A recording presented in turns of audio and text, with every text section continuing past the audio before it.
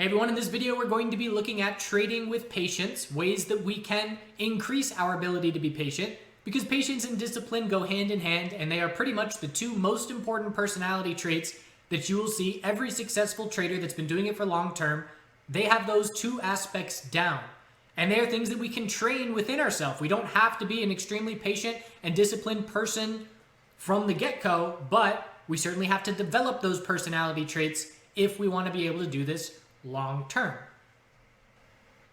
So in this video, we're going to look at my experience and the ways that I have helped shape my personality traits before I ever started being a trader, the factors of patience for a trader specifically, separate accounts and how, in my opinion, that can have a big impact on our psychology, and the takeaways, and wrapping it all up in conclusion. So we'll start out first with my experience and some ways that I have helped shape who I am as a person today to help be a successful trader. If you are not a patient person, you will not be a patient trader. So step number one is becoming a patient person, then you can be a patient trader. So I'll talk a little bit about a road trip where I set an intention for self-improvement, and that had to do with learning how to lucid dream, and I was getting immersed in nature and working on independence, being out on my own a lot. I was working on leadership.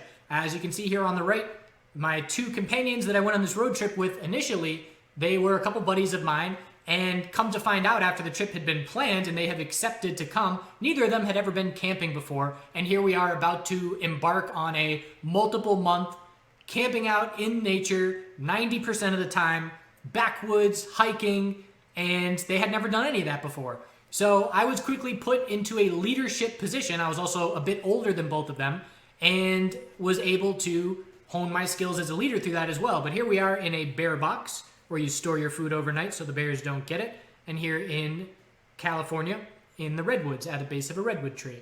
So what I did, I can remember the day where I was not a very patient person.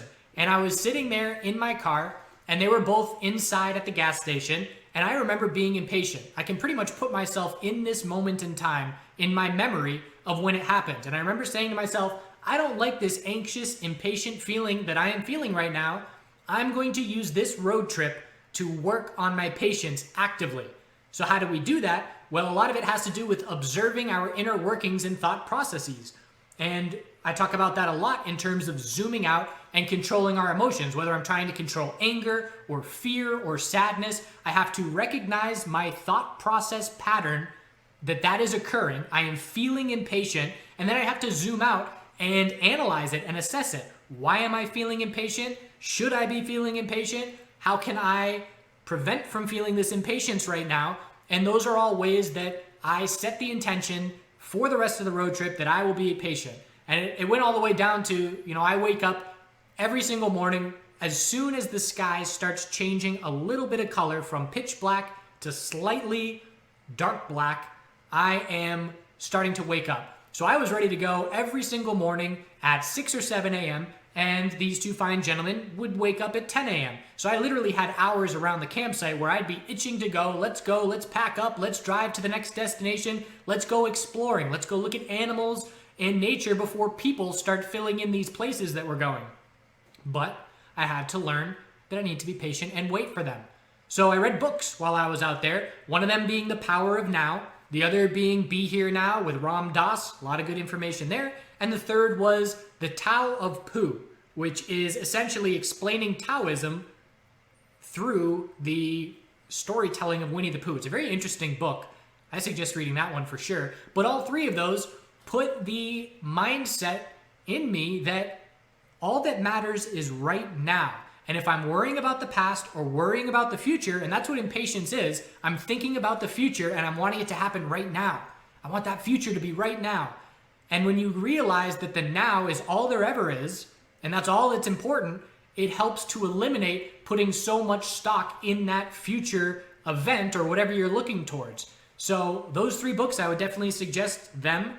You could journal. I don't do a whole bunch of journaling. I was doing lucid dream journaling at that point in time, but you could journal out and just write down, today I felt impatient because of X, Y, Z, and this is the thought process pattern that I recognize, and that can just help you analyze what's going on in your brain a little bit more easily if it's written in front of you on paper. So again, it's the ability to recognize this. And essentially what impatience boils down to is FOMO. In a large part, FOMO is the fear of missing out. You see a big green breakout and you think, I need to make money, I need to get in on this move. And next thing you know, you're jumping into a trade with no game plan and you're making bad decisions because you were impatient and acted on impulse. So if I can recognize that I am feeling FOMO and feeling impatience, and then say to myself, I'm feeling this, I'm not going to act on it, that immediately stops dead in its track what could potentially spiral out of control to a certain degree, which would be losing control of your thought process and then, falling through and making a bunch of bad trades in a row. So this road trip for me was absolutely essential to become a more patient person. After this road trip, I was trading at this point in time, not while traveling. I had started diving into the stock world just before this. And then once this road trip was done, I really committed myself to learning, where I said, all right, the next 3 months, my full-time job is learning how to trade. So I was into the stock market a little bit. I was by no means a trader. I was not a day trader. I was not a full-time trader. But this, in my opinion, was a base point that led up to having some personality traits that would benefit me later as a trader.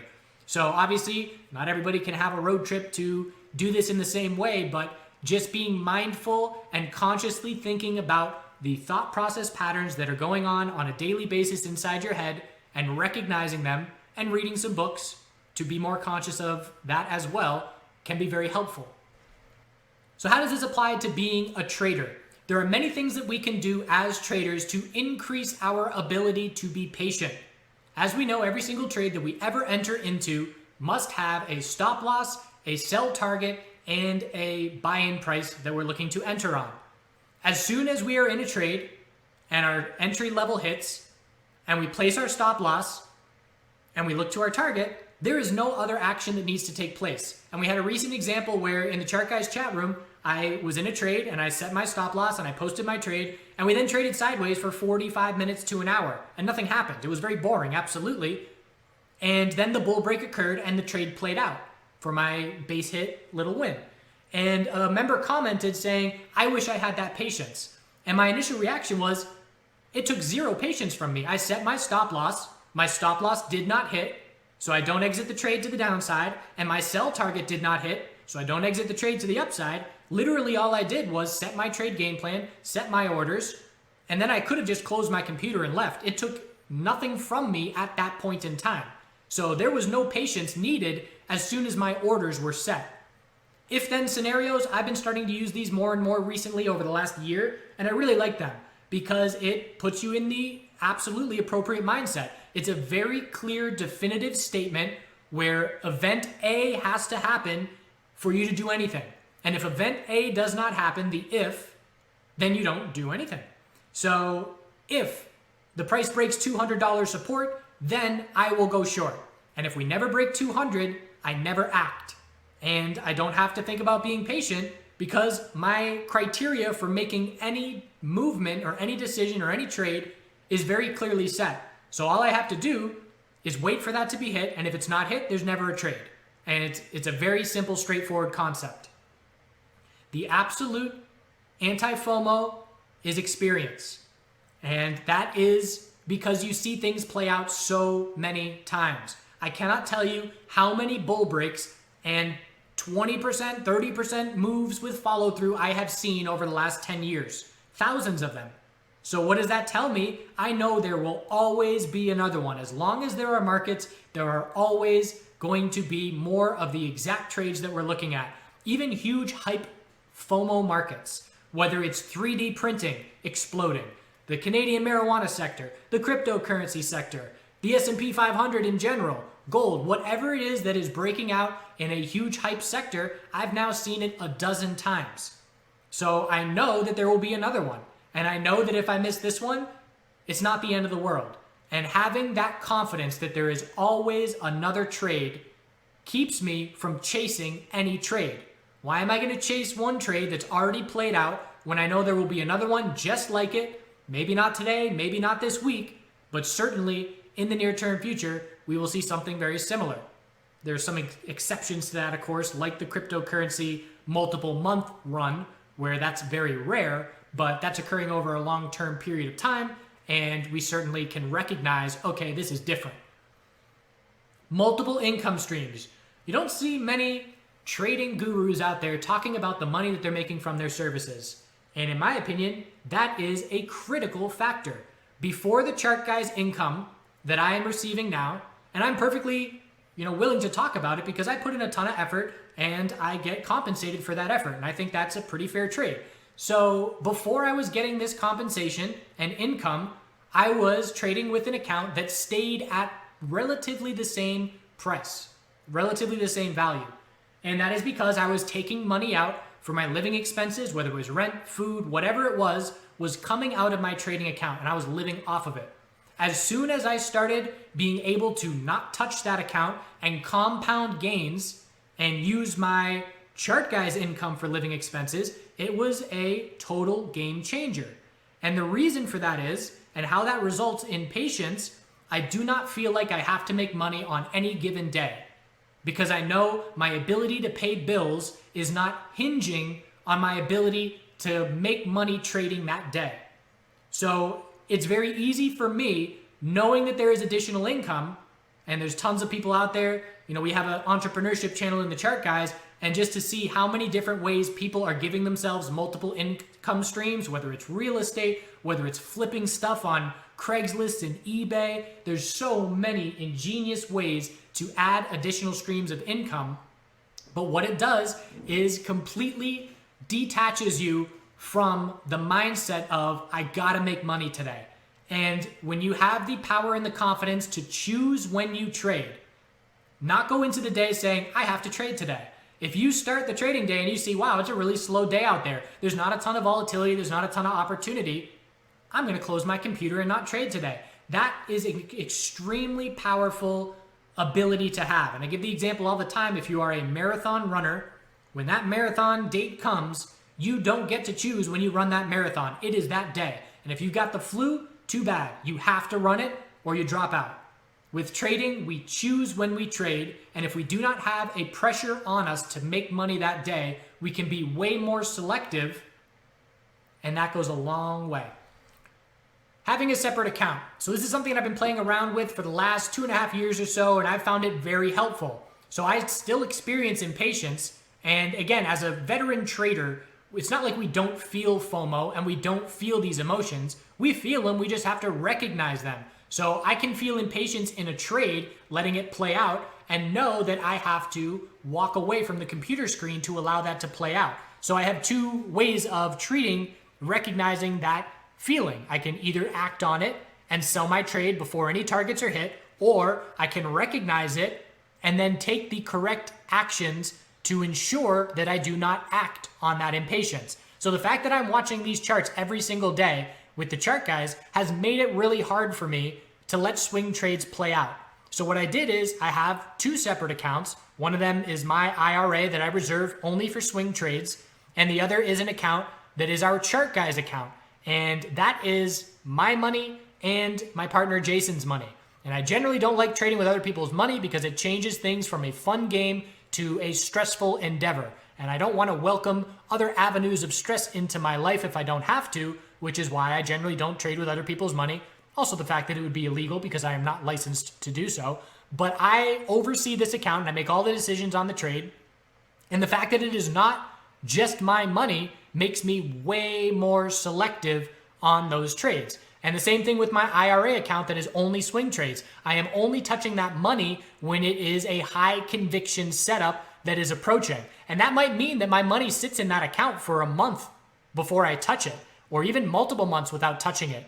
And yes, some people might view that as wasted capital. I am gaining some interest on that money, but I just have to ensure that when the trades come around that are very high conviction, that they are worthwhile and they are worth the wait. So there are definitely situations that, don't come around every day and don't come around every week. And those are the situations that I choose to use that capital for. And because it is in a completely separate account from my day trading account, I can let the trade play out longer.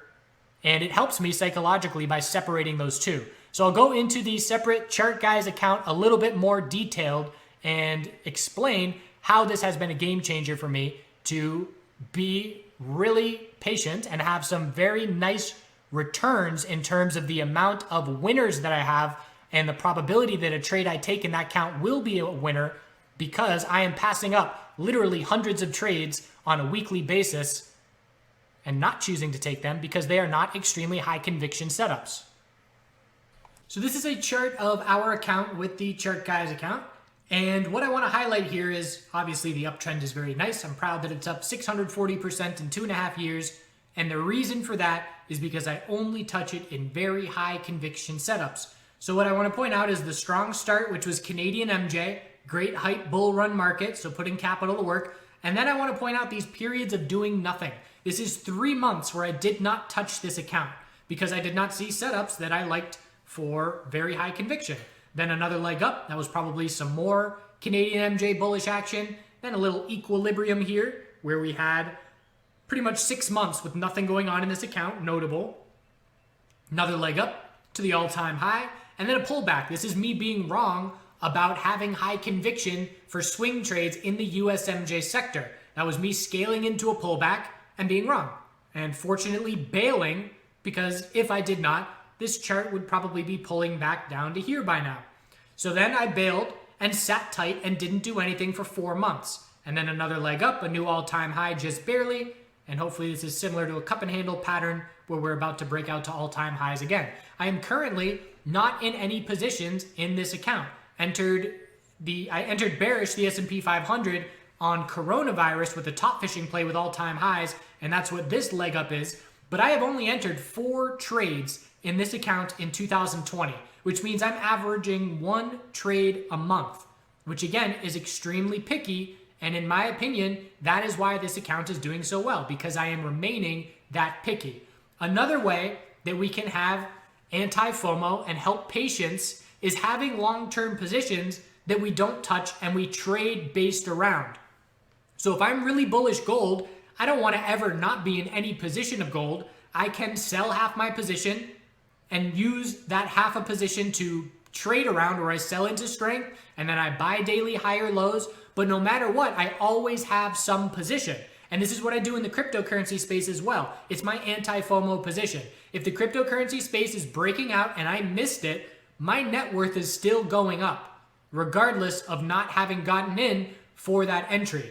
So I call those my anti-FOMO positions because I have skin in the game and it helps me cope with big moves. When I did not enter right before the big move, I still benefit from it. So what are the main takeaways from the video? What are the conclusions? As we know, trading has a lot to do with emotional control. You can learn technical analysis, but if you don't have your emotions on lock, you're not going to be able to be successful at this. So it takes place on an interpersonal level before you ever sit in front of the computer screen. If I cannot control fear, greed, anger, impatience in my day-to-day life, I cannot do it while I am trading. We have to learn it in our everyday life and then relearn it when there's capital involved in this little different aspect of things. I promise your family and friends and everybody around you will appreciate the work that you put into yourself to become a more patient person, and so will your trading account in the long run. As with anything to do with trading, this video could easily be multiple hours long. You could dive down so many different avenues of rabbit holes in terms of going more in depth into the psychological aspect of things, or little ways that you can make your trading account a bit more protected against impatience. And the main takeaway for me is check out those books that I suggested. Start observing yourself internally. Again, I can recognize something in my mind, but if I'm not getting outside of my mind, I'm not really focusing in on the problem, in my opinion. If you are journaling and writing down, sit there during your trading day and recognize, oh, I'm feeling impatient right now. What's going on? What kind of day is it? Why am I feeling this way? And what can I do to potentially combat that? Whether it's closing my broker as soon as I feel impatience and opening up an educational video and diverting my attention from trying to trade to then accepting it's not a great day and now I'm going to focus my time and be productive in learning something new. That's the takeaway here. I appreciate you watching. Feel free to ask any questions. Feel free to comment things that have worked for you. I know a lot of people meditate. I personally don't sit down with the intention, I'm going to meditate right now. but I often find myself sitting out in nature and definitely clearing my mind and not focusing on anything except the here and the now and observing the animals in the world around me. That's what does it for me. Everybody's different, and feel free to share. Thanks again, and we'll see you next time.